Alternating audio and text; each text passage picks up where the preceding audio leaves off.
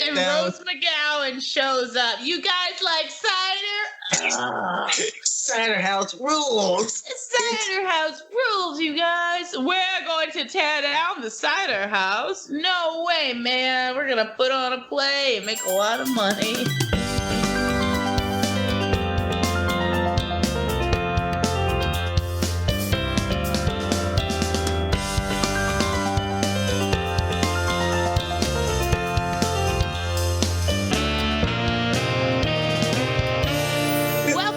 Special Monday night edition of 30-Year-Old Teenagers Podcast. We're taking it to the weekday, that is. Here's my co-host, Joseph P. Banuelos. Yep. And the P stands for... Silence. It stands for what? I said the P is silent. It stands for Pizzone. Had his name legally changed to Joseph Pizzone Banuelos back in 2004 because he thought the Pizzone would catch on. What's back? The Pizzone, is it back? Oh, that's big news. Hold on. Let's go check out the Pizzone. This episode brought to you by The Hut. Nobody pizzas like The Hut. Wicka. You said it wrong. No one out pizzas. The Hut. Okay. Well, I think it should be no one pizzas like The Hut, you know? Like, that seems like it'd be better. But I don't see that it's back. It brought back The Hut, the Pizzone, that was 2 years ago. Maybe it's gone. I don't know. But yeah, as Dolores mentioned, we were doing this on a Monday, but to you listeners, it doesn't matter. We could do this on a Wednesday. It's all the same. It gets up on Friday, so... I mean, I'm sure like our one loyal super fan, my buddy Marcos, is going to be hearing this is on a Monday and just brain is going to go crazy. Like, I can't believe you guys filmed on a Monday. Oh my God. It's true. Definitely a different feeling on a Monday compared to a weekday. I mean, a weekend. It means I'm going to have to wake up tomorrow and at 6:30, but not like on the weekends when I wake up at 6:30, because I wake up 6:30 every day. So that's my life.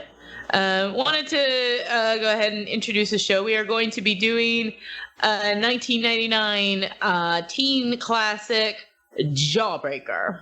Yep. One of the best as we visit the high school of Ronald Reagan High School.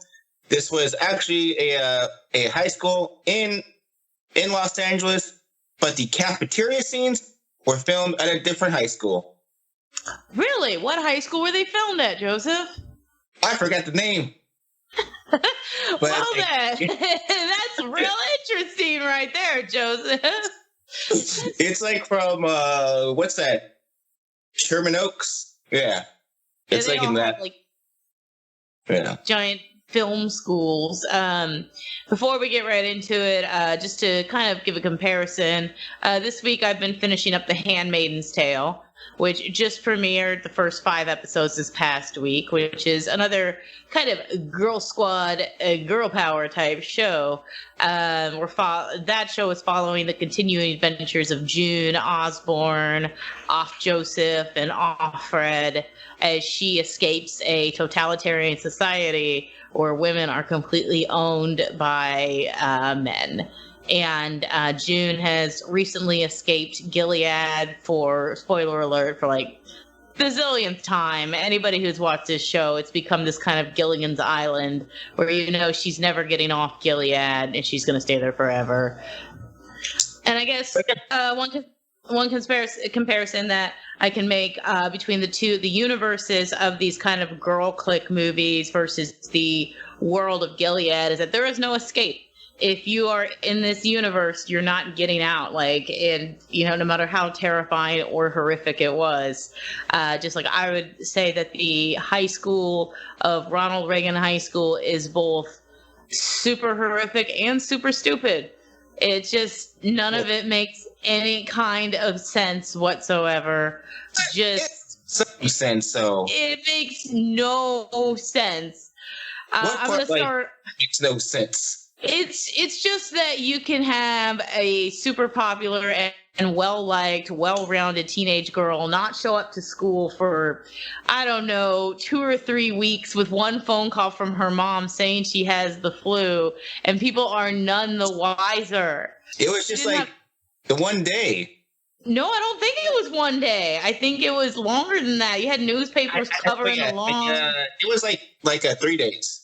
She was pretty well decomposed, when they found her. Yeah, and so I don't know. It just seems a little suspicious that nobody, the cheerleading squad, the glee club, nobody was out looking for her. They all just oh, she's got the flu. She's at home in bed because of one phone call from a lady who vaguely sounded like her mother. Keep in mind, her 3 besties were also informing everybody that she's sick. Just don't even visit her. She's just sick. Yeah, and that's. I just don't think the school would have and everybody would have just accepted that she was gone. Sure that they probably would. I mean, why wouldn't you believe it? I don't know. It's just. Bleh. I'm also going to go ahead and I have my own in-universe fan theory about this film. Time for one of Dolores' special fan theories. This is a dramatized TV movie of the actual events that happened at Ronald Reagan High. But it's the TV movie version, which is why everybody looks like they're in their 30s. And it's basically the Fox movie of the week version of the Ronald Reagan murder, as told by the executive of the network in 1999. I know there was at one time talks about doing a TV show based on this movie. I'm kind of glad that didn't happen. That probably would have been, kind of bad. And the characters just wouldn't be the same. What do you think about the Dawson casting in this film, Joseph? What do you mean the Dawson casting? The Dawson casting, the old casting in the film. Oh. 99 was probably when high school movies and stuff like that were maybe ending. The whole we cast people that are in their 30s or their late 20s. It seems like now most shows or movies, they generally cast people in their younger 20s. Except for Secret Life, those people were 30, but some of the people on Secret Life were close enough in age to their characters that it wasn't so terrible. Shailene Woodley looked like a child. She did. Her sister in universe sister looked like a child. It's the only person. The only was just I think 16 when that show started, so that's close to 13. Yeah. And Jack was the only one who was walking around in his mid-20s on this show, hey everybody, I'm a teenage boy. But this movie, Rose McGowan was 26 years old when she was playing the lead role of Head Hot Bitch. I'm sorry? Of good old Courtney Shane. One of my all-time favorite movie characters ever. I love everything about this character. But she gets her comeuppance in kind of a dumb way, but we'll talk about that later. Let's start with the scene first. Let's start at the beginning when you had the president setting intro of the 4 girls walking down the hall like they're about to get on the space shuttle. La la la la. The boys are waiting, la la, la la. And you had, of course, the Satan in heels, Courtney Shane. You had Liz, the sweet one. You had Marcy. I'm sorry? Do you say Mercy again? Marcy, the stupid one, and the genre savvy Julie. Julie, the genre savvy Julie, who was the only one who was vaguely aware that all of this was a bad idea. this movie suffers from a lot of kind of poor editing choices. Don't you give me that look. It would like flip from scenes very quickly or drag. Made it like really good. Or it would drag on and on. Like they would overdo a point. Like you had like 6 or 7 scenes of Julie being like, "You're not gonna get away with this, Courtney Shane," and Courtney Shane saying something along the lines of, "You just watch me. Life's a bitch and then you die." And it's like, no, you're the bitch, Courtney Shane, and snappy writing such as that just carries this movie like an old man trying to take groceries home from the store as slowly as possible. Really good. I like the writing. I think Darren Stein did a great job of like writing the scripts, and I think all the actors did a really well at presenting his script, bringing it to life. You know, we have the all-time classic line, one of my all-time favorite lines. Courtney says it maybe like 4 times throughout the film. Everything's going to be peachy keen. Peachy fucking keen. It's the best line. Rose McGowan's acting. Joey's giving me a very angry look, which I'm sure you'll be able to see on the YouTube version of this. It is so wooden. It's like she learned to act from like a 6th grade. Oh no, he's walking away. Oh, come back, my friend. Now, hold on. I'm just saying, you know, she was beautiful, gorgeous, just perfect as the character. And wow, she tries. She really tries. We don't eat because eating gives people the impression of defecation. Nothing like that, but you know. Of defecation, fartication, don't give a crap if they see me eating, and like it is just like it's hard. But Julie has amazing acting. She kind of has to carry this movie. Like Julie is fantastic. But at this time, Rose was my favorite actress at this time. I used to watch all of her movies. I've seen pretty much all of them. Last like few years, she's kind of not done acting too much, but she'll still pop up into something here and there. There's a documentary out about the whole Weinstein thing, but yeah. Oh yes. One thing I like about this movie is it kind of puts a mark in history.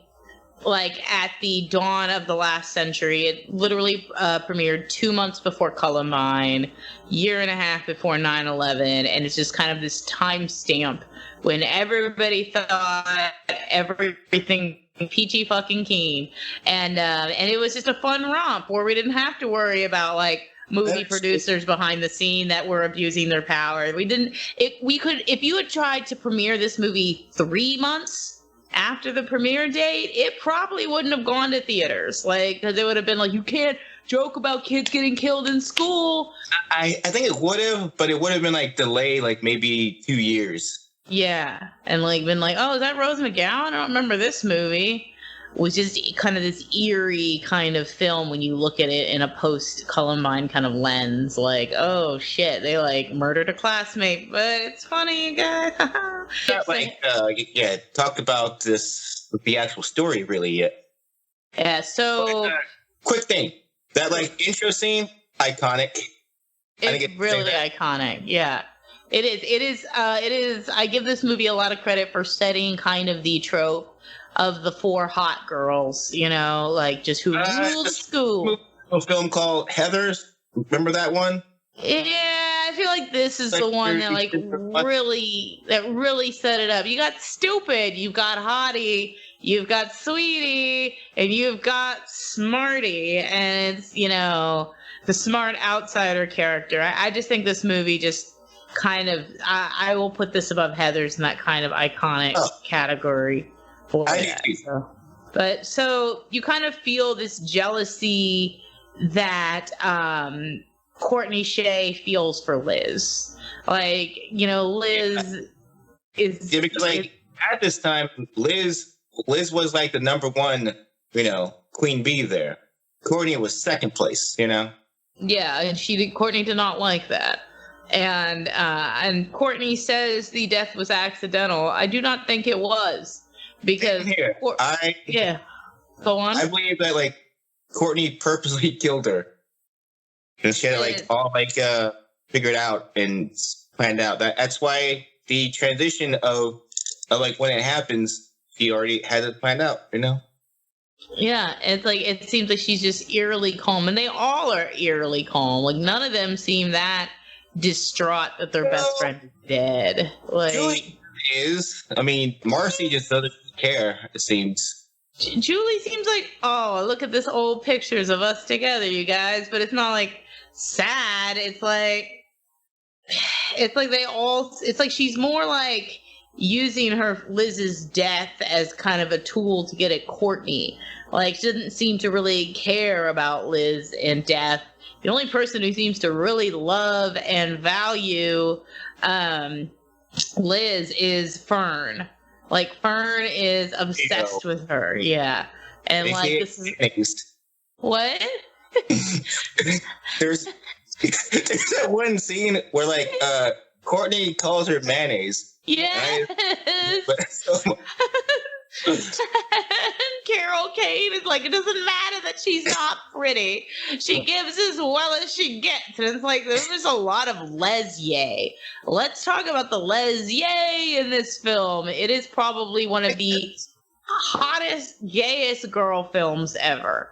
The only reason I think you even have boyfriends in the movie is to kind of the theater guy. Nobody remembers theater guy. It's like they ran Ethan Hawke through a copy machine and exactly. pulled him out. And they only introduced him to offset the overt lesbian vibes of this movie. If you'll notice, nobody had. I guess I didn't get much of a les feel about this film. Yeah, because got the whole Courtney's just doing two different guys in this movie. So, and okay, she only did one that's visible that she had sex with them, which was the squicky Marilyn Manson scene. Because it's you think this guy couldn't look creepier, but you put a mustache on him, and it's even worse, So Courtney Shea plans this hilarious birthday prank to kidnap Liz. And they subdue her using a jawbreaker and duct tape. And Courtney Shea strikes me as a smart girl. I'm pretty sure she knew that they were going to choke her to death. Also, I'd like to point out that Jawbreakers is the most disgusting candy known to man. They're up there quite a bit. I like the smaller ones. Those are okay, but those really big ones, in this movie, and they're most known for being those big things. I just I don't know why people like those. It's just a giant thing you just suck on. Your hands are all sticky. It's just collecting dust and bacteria everywhere.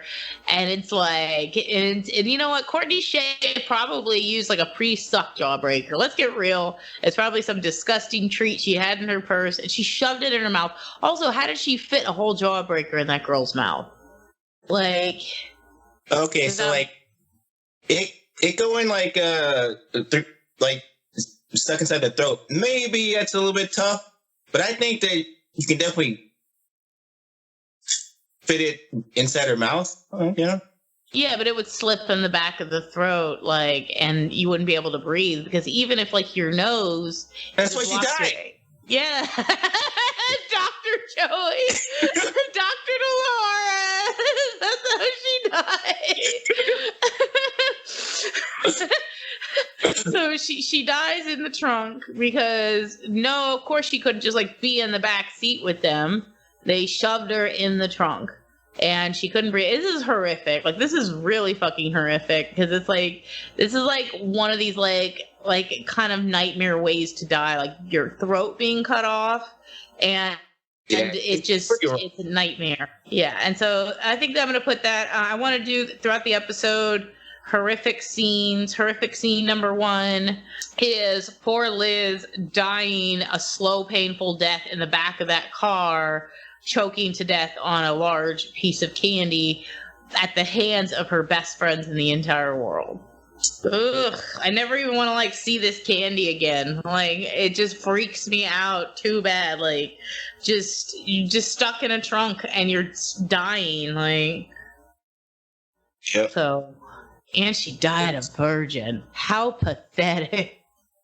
After that, they like stop at the breakfast restaurant that everyone like go to.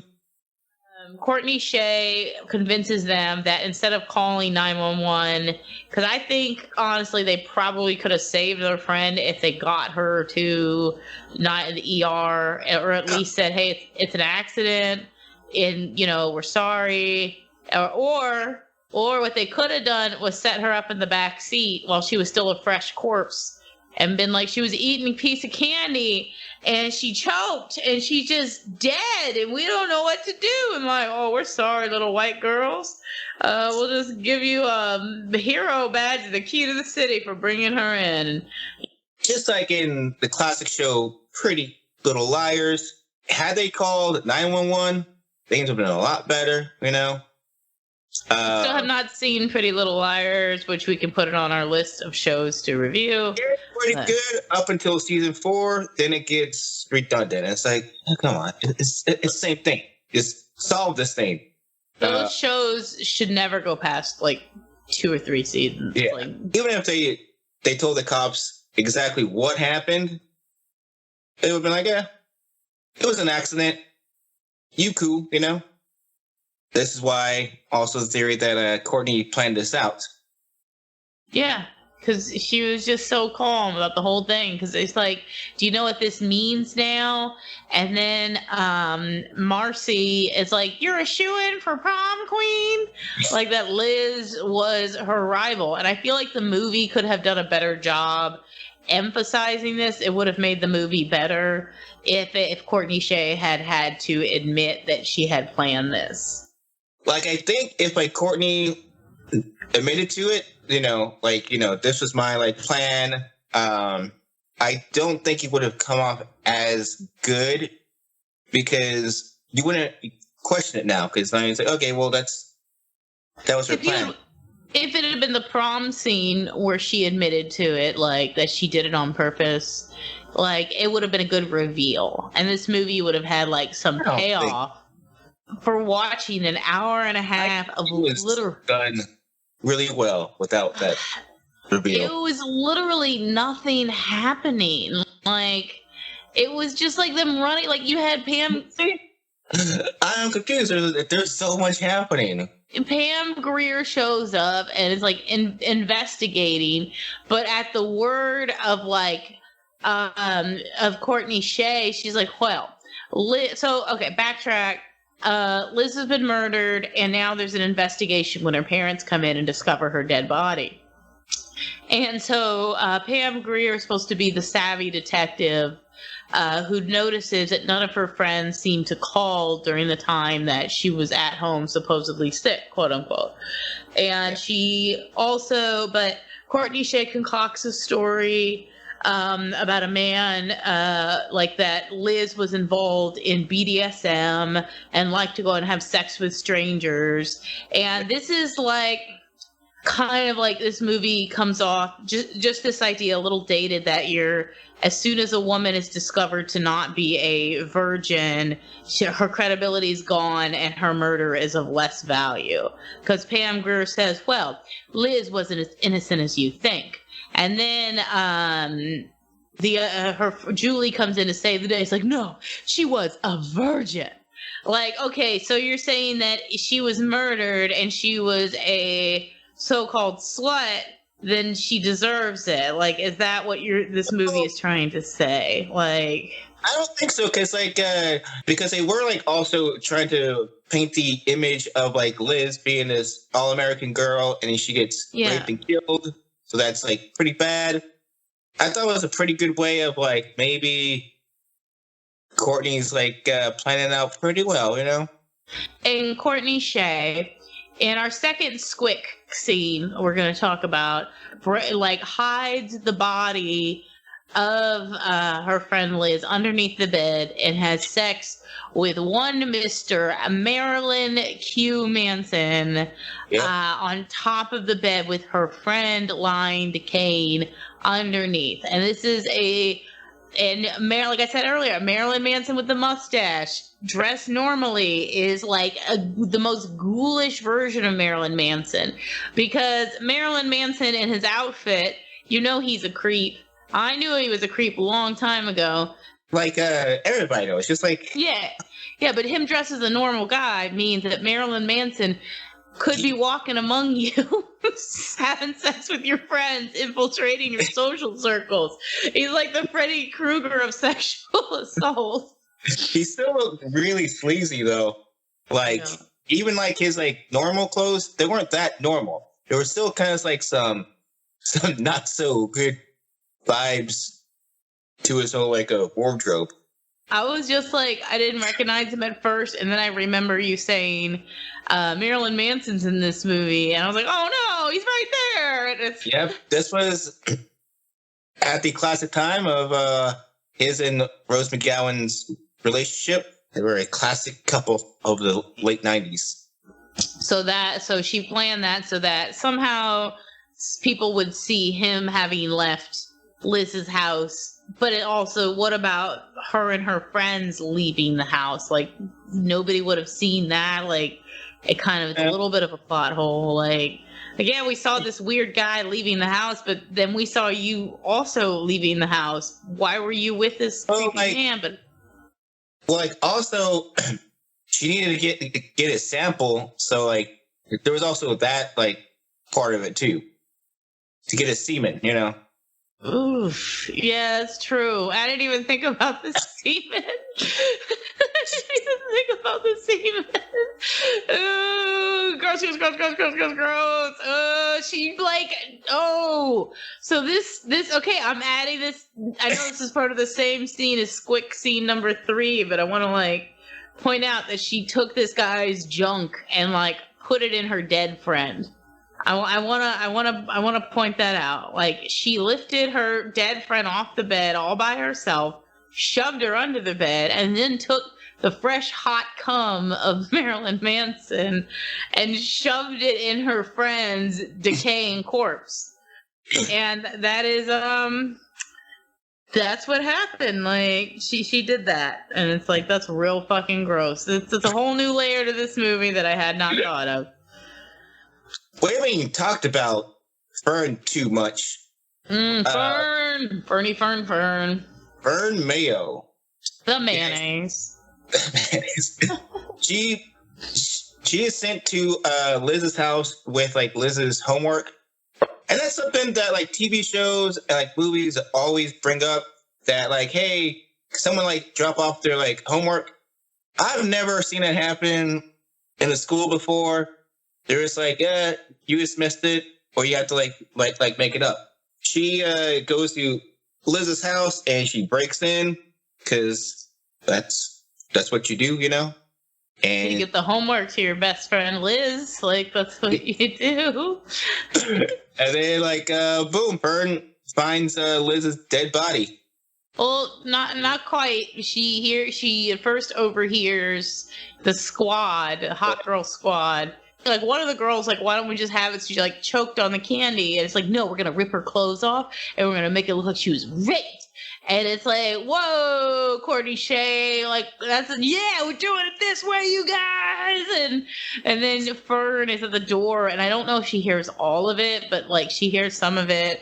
I don't get why, like, she just decided to walk inside the house. No, just whatever. Because she had a duty, and she also wanted to, like, hook up with Liz. This girl had a serious hot crush on Liz. Like, she wanted that stank. Courtney Shane makes a deal with Fern that it's kind of the deal with the devil kind of moment.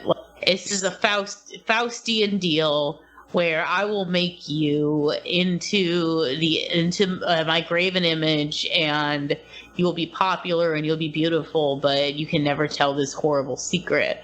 And she makes Fern into Violet, and like she delivers the line so eloquently delivered. If you're gonna be named a plant, wouldn't you rather be named a flower? Violet's a nicer flower. And search your heart and know it to be true. That was some stank acting. I'm sorry. I love Rose McGowan. So they make what's her name, Fern, into the most 90s looking woman ever. She's like Dharma from Dharma and Greg, like this blonde kind of poofy curly hair and like the super shimmery late 90s clothes. And Violet takes to the role very well. And Julie gets squeezed out because Julie, the smart one, is the only one who does not want to go along with this horrific plan of just covering up a crime scene. Julie should have, like, you know, let somebody know, like you know, what's up, really, you know. Hey, she does, like, a bit later, but, you know, should have just done it instantly. Been like, hey, you know what, Courtney, this ain't cool, so I'm gonna go break you out. Courtney Shea has implemented this plan, and then, of course, the parents come home, and, yeah. And now the whole world knows that Liz Purr has passed away. Nobody really seemed to care that she was dead either. Like the only one nobody seemed to care that Liz was dead. Like, nobody was like... They made, like, an announcement over, like, a PA system. They made a shitty announcement. Student Liz is dead. Over. And that's it. Like, that's like... That's better than, like, what, like, most high school kids get. They get nothing. I think get, like, a memorial service and, like, a yearbook page, like, dedicated to them. Like, just like a yearbook page. That's it. And nobody was, like, crying in the hallways. Whenever somebody dies, even if you're not in high school, at that point, people are, like, will, like, kind of mourn a little bit. I think it would take away from what this film was trying to do. What was this movie trying to do, Joseph? It's trying to be a fun, entertaining, dark satire, comedy, high school queen bee movie. It was... and, like, nice and colorful, too. I wanted to give a special shout-out to Tatiana Ali, who played Ashley on Fresh Prince of Bel-Air, and was also the friend of the only friend of Fern, like real friend that Fern had. Fern gets, of course, what happens to every nerdy kid that gets a makeover in every movie and TV show ever. She gets too big for her britches, and she gets kicked out of the cool girl group. Violet was, like, originally trying to take down Courtney just, like, on her own, but, like, more, like, in popularity. And not, like, the way that Julie wants to, like, take her down. She's just Courtney's design. So I thought that was bad on Violet's part. But again, she got big-headed and thought that, oh, you can't touch me, Courtney. It's also funny when she thought that, like, the administrators and the school nurses knew that she was Violet, and they were all like, "Now, fun mayonnaise, Sue Beach, you just had a bit of a fall," when she falls on her head after being back to being bullied scene. And it's like, "No, I'm not Fern. I'm not." And it's like, "I'm Violet." "No, honey, you're Fern, you idiot." And of course, she goes back to, a life of obscurity. But a quick Judy Grier note. You know what my favorite Judy Grier thing that's not Jawbreaker is? The good old family commercials. Remember the Sprint family? It's like friends and family. And it was fun. Commercials. It seemed like a lot of people didn't care for it, but I was always hyped for some Brian and Family ads. Judy Grier was a scene stealer in this movie. Like, she kind of, I think any flaws in this movie, Judy Greer kind of helped pick up like a lot of that. Also, Carol Kane, who's one of my favorite comedic actors, shows up as like the high school guidance counselor or principal, not sure what her role was. And she... Sure. Yeah, and Fern was like the teacher's pet kind of thing and like would help out in the teacher's office. I don't know if you remember these kids from when you were in school. Like, they had a hard time making friends with other kids. Like, they weren't being bullied, but they would hang out with the teachers. Yeah. And the teachers would like sign their yearbooks. There's like one girl who was like showing her yearbook and it's just like nothing but teacher signatures, and it was like, like, look at all my signatures, and it's like, Mrs. Thompson, period 4, you keep reaching for those stars, kid. I always liked it when you sat with me to have lunch. Yeah, and there's a handful of kids like that.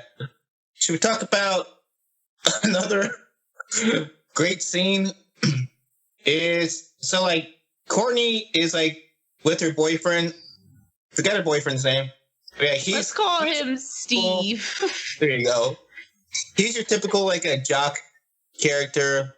But anyway, they're in bed together. Look like they're by get it on. And she has this giant popsicle. This is creep scene number 3, by the way. This is... And she makes him suck on it. And then... I just love that scene. And then they didn't even have like any kind of actual sex during this scene. Like, she just like had him suck on the popsicle. She kind of sucked his dick for a little bit outside of frame. And then like the police came to the door. And that was it. That's all the sex you get in this movie. Like, we got some like revealing kind of like lingerie and like outfit shots, but you didn't see one titty the whole movie, And it's like not gonna happen. Yeah. Just one titty would have been a nice experience, but not one titty. My other creep scene I haven't talked about it. Creep scene number 4. Said chills up my spine when they are trying to set up the what's her name, Liz's body in bed, and they snap her neck, and you hear the crack sound, and it's just like, why would you do that? Like, it was just like this kind of visceral horror of just the thought of like, this body's already dead, but they snapped the neck. And then you, out of the corner, you hear the greeting card being like, why are you doing this? Because it was the last time, apparently used to torture Liz a lot, the last year before when they kidnapped her, they did a similar situation and recorded her like screams of fear, Yeah. So, yeah. And this little greeting card plays a major role in this movie.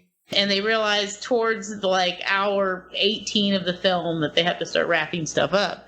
And Joey's giving me serial killer eyes. Look, I like this movie. I enjoyed this movie.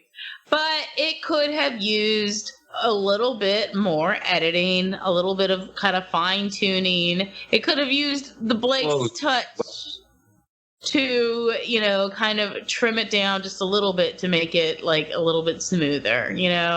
I don't think you needed the theater boy subplot.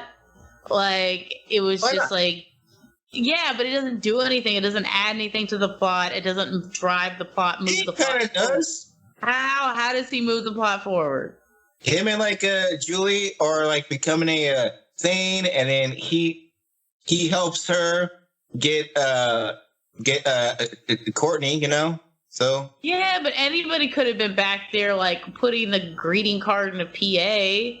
Why didn't they have Fern do it? because Fern doesn't know how to do that stuff. All you had to do was take a microphone to a greeting card. It's not like you need to have like a degree in audio technicalities to get that done. I like Ethan Hawke discounted. Great value. Oh, Big Lots Ethan Hawke. There you go. Because we already mentioned it about the greeting card. So earlier, Courtney has a greeting card in her hand, and she confesses of like killing Liz, and she records herself on like the little record button on the greeting card. Julie finds this out like maybe an hour later, and she says, "Oh, this is my way to get Courtney out of here and into jail or wherever." And it's prom night. Oddly enough, I'm talking about another prom film next week. Ooh, what prom film are you talking about? Oh, we're doing vertical integration. What prom film are you going to be talking about? And on what podcast? It's called Prom Ride, and that's on the Nimrod Horror Podcast. Woo! It looks to be pretty good, but we've had a slew of bad movies, so... Well, now what is Prom Ride about? I have no idea. Never seen it yet. Prom scene, everybody is looking their absolute best. I love Rose McGowan's prom dress and the way her hair is done up with like the metal coils kind of running through. It's just like Bride of Frankenstein. Just fabulous. All of her outfits are top notch. Like at one point she's wearing like a red silk dress. She just has, I don't know if she picked her costumes or the costume department was just on point, but she's gorgeous and fabulous throughout the movie. She's in the green sweater, titties everywhere. She is absolutely fucking beautiful. And she can like also act really well.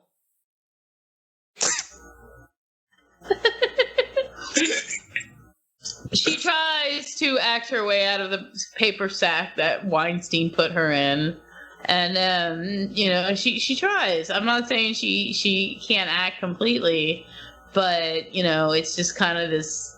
She's young. She's what? How old is she in this movie? 17, 18 years old? She was 26. Yes, she was 26. Like, she was in her very first film. She makes a small little role in it's a 90s classic, Encino Man. I love Encino Man. It's one of my favorite movies of all time. Yeah. That was her first film. Yeah. That was one of the first movies that I saw, and like I was 7 or 8 years old, and I'm like, I knew that guy was hot. Like that was like, I knew that guy had it. Oh, Short or... No, Brendan Fraser.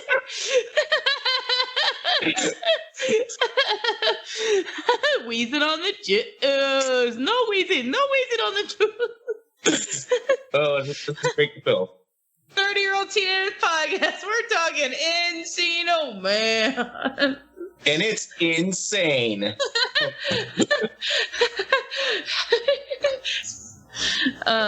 So the prom scene at Ronald Reagan High, they're basically, the girl Julie finds a greeting card it's a little contrived with Taylor Marie Shea or Courtney Shea confessing. And it's barely a confession. It's like, it says something like, yeah, we did it. Like, she's dead. No, she said that I killed Liz. I wonder, did she go to jail after the credits roll? Like, did this girl go to jail? I wonder that too.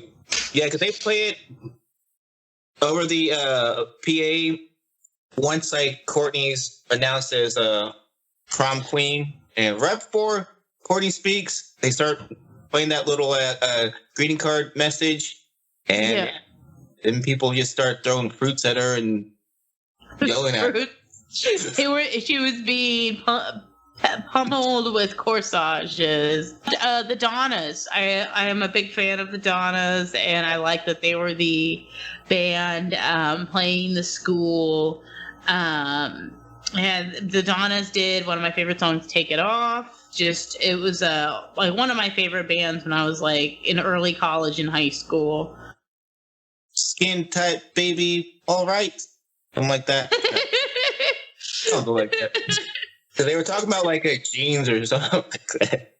Just like every high school prom there is always like a somewhat known band performing there. Does that actually happen? Actually happen at proms? Because like I never seen it before, and I never like heard of someone's prom like featuring some like up and coming band.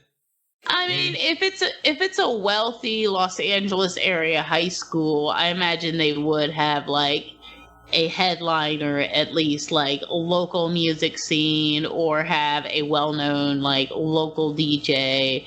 DJs are perfectly fine, but yeah, but a whole band.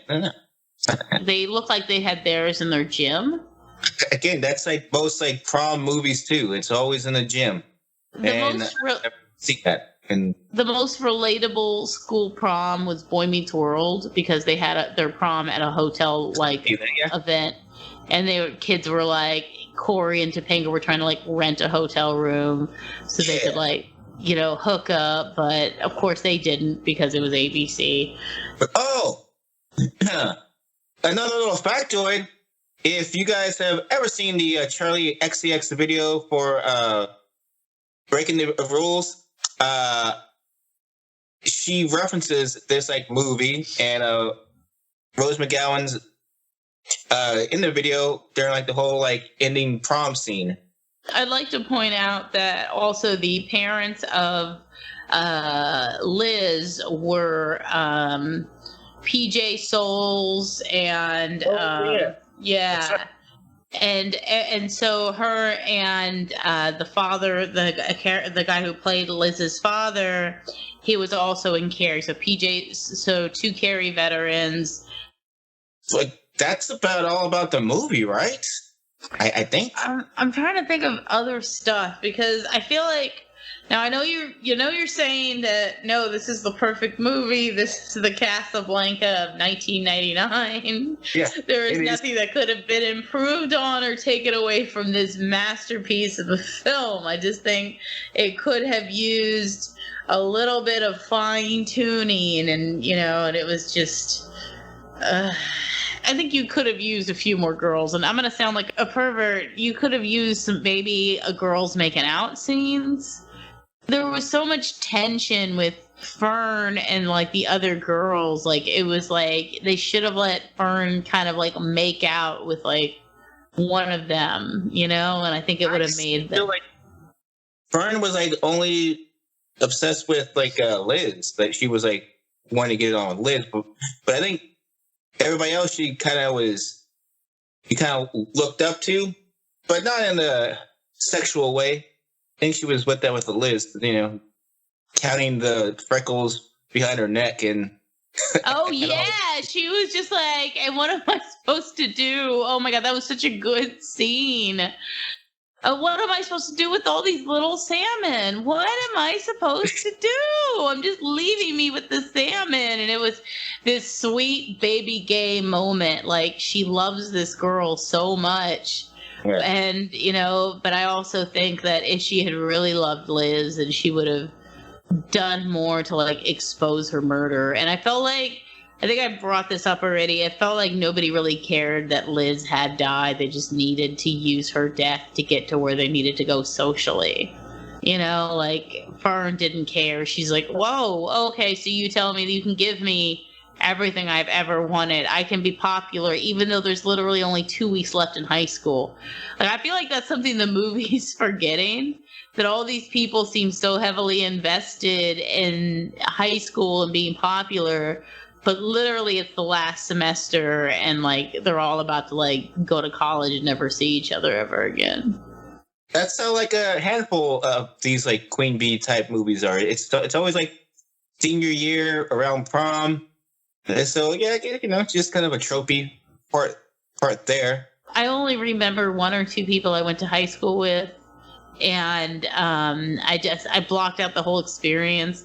Like, and I think it's the same as like I worked at CBS for 3 years. I went to high school for like 3 or 4 years. Like, you don't see people being wistful about the jobs that they worked at for a couple of years in their 20s.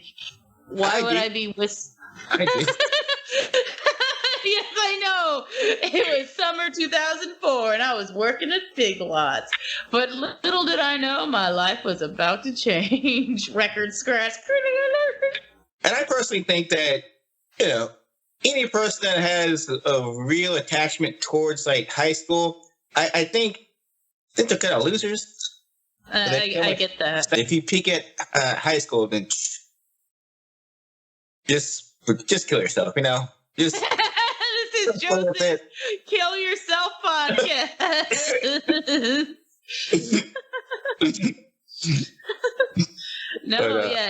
I felt like this movie gives a good example of how kind of women kind of view each other. Female sexuality during this time was treated kind of with like a long stick. As I mentioned before, that Liz, the idea of the innocent murdered girl having a sex life outside of some dopey teenager boy was highly frowned upon.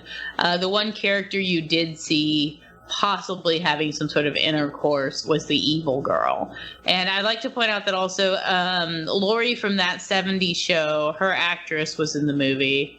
She shows up a couple of times as one of the random hot girls. The late Lisa Robin Kelly, who struggled with drug addiction until she passed away some years ago. I have no idea.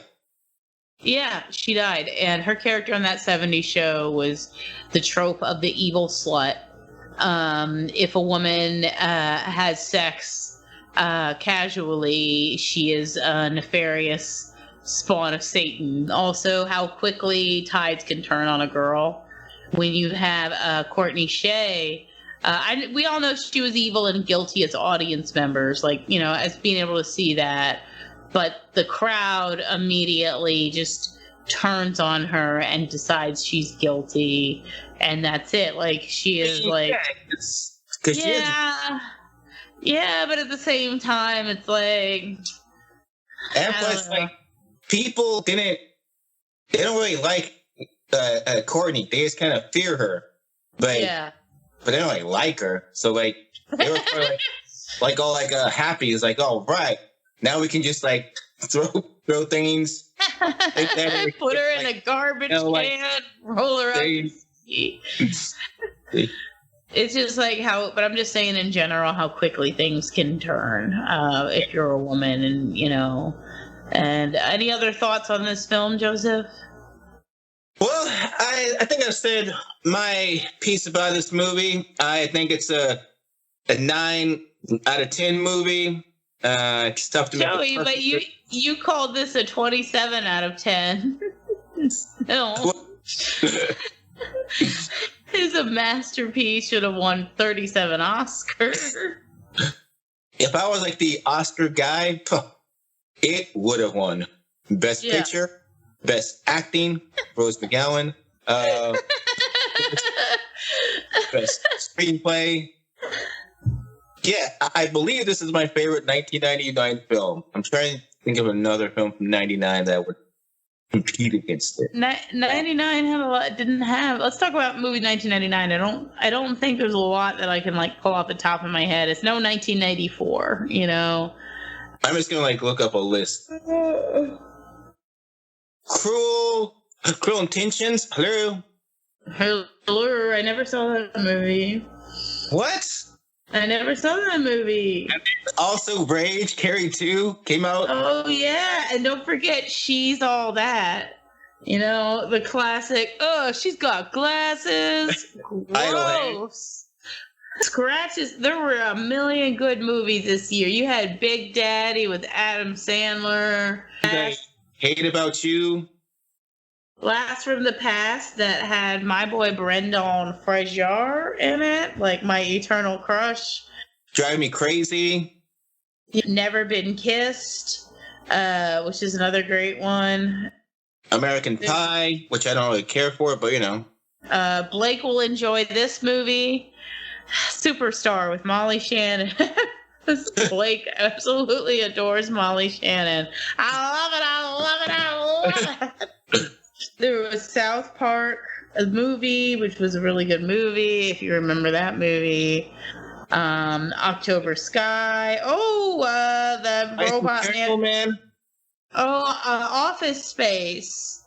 Austin Powers, by who? Shag Me. A movie which is unfortunately forgotten called Life, starring Eddie Murphy, Martin Lawrence, and Mr. Bernie Mac himself. Cider House Rules. Oh, yes, you like Cider House Rules? No. So one comparison, Jawbreaker. I don't know if you remember the book and movie adaptation, Killing Mr. Griffin. I know that my brother Chris loved it, but I never seen it or read it. So, we need to do Fuck, Marry, Kill for the girls in the movie. I know you're gonna pick out of anybody if I give you Rose McGowan, so I'm gonna give you a tough one. Well, hey, the Rose one's tough because where do you put her? You know? Yeah. I'm gonna give you one with Rose and one without. So Fuck, Marry, Kill, Carol Kane, Pam Grier, and Judy Grier. I would marry Judy. Yeah, I'll go with Pam. And then, you know what this means? Who has to be murdered here? Good old Carol King. Oh, why would you kill Carol King? Oh, you say Carol King like the singer? Whatever her name is. Rainy days and Mondays always get me down. Get out of here, Carol King. I'll fucking kill you. Whatever that lady's name was. How about you? Even though she was killed, let's go with Liz Purr. And then let's go with Julie Benz, Marcy. And then let's go with child killer herself, Rebecca Gayheart. Let's do it. I heard about that. Yes. Rebecca Gayheart swerved out of the way of a car that stopped and hit a child when she was trying to get around the car, which she said, yeah, that's something I shouldn't have done. It's like, well, you think? Whenever I have a really bad day, I remember some words of advice a friend gave me. My friend James. I would freak out, and he'd be like, "Did you run over a child?" I'm like, "No." "Did you run over a child with your car?" And I'm like, "No." "Then you didn't do the worst possible thing that you could have done."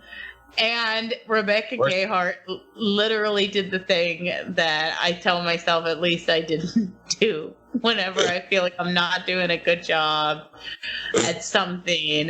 But Rebecca Gayheart's like, I did run over a child. Live with it. It is what it is. I'm out. Rebecca Gayheart, bitches! She can drive away in a car covered in blood. She never even got the car cleaned. It's still covered in a child's blood. So, long story short, I would kill Rebecca Gayheart to avenge that child's death. I guess that's fair. I would marry Liz, and I would do Julie, because Julie's the prettiest girl in the whole wide world. And I love her so much. No, Julie's so pretty. Julie is really pretty. Yeah, but she's not the prettiest girl ever. No, Rose McGowan is the hottest girl in the movie. I'm not gonna fight you on that. She literally, that's why I didn't even put her in the Fuck, Marry, Kill, because she would win every category that you have. There's no way to put her in an F, Marry, Kill and her not be the fuck or the marry. Like, but that's a tough choice too. You know? Yeah, it is. You know, like, do you fuck Rose McGowan wearing the green sweater, or do you, put her in something else? Like, it's very Sophie's Choice for people who have not seen Sophie's Choice. Oh, man. So this has been a 30-Year-Old Teen Arts podcast. Wanted to also bring up that we're going to be doing a Mighty Ducks extravaganza special. Yes, Ducks Fly Together. It is going to be me, Joseph, Blake, and friend Leo, and Oriano so basically combining the extended Nimrod horror universe with 30-year-old podcast. We're going to be talking about Mighty Ducks across the movies, combining with the new series, The Game Changers, which we have been watching every single Friday night as it premieres. And never.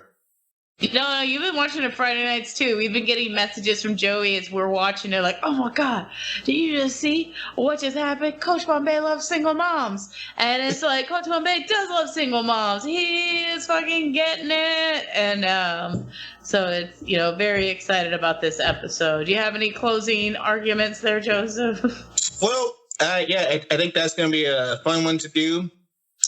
We recently did one on the Nimrod horror one, kind of, but Leo got really drunk on it. Leo loves to drink. Yeah. Oh, side note, this is like my first sober recording for the show, so. Oh, look at you! You're not going sober on us, are you, Joseph? You never know. Oh no! No.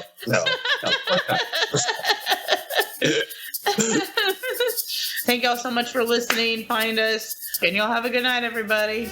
Yeah, good night, y'all.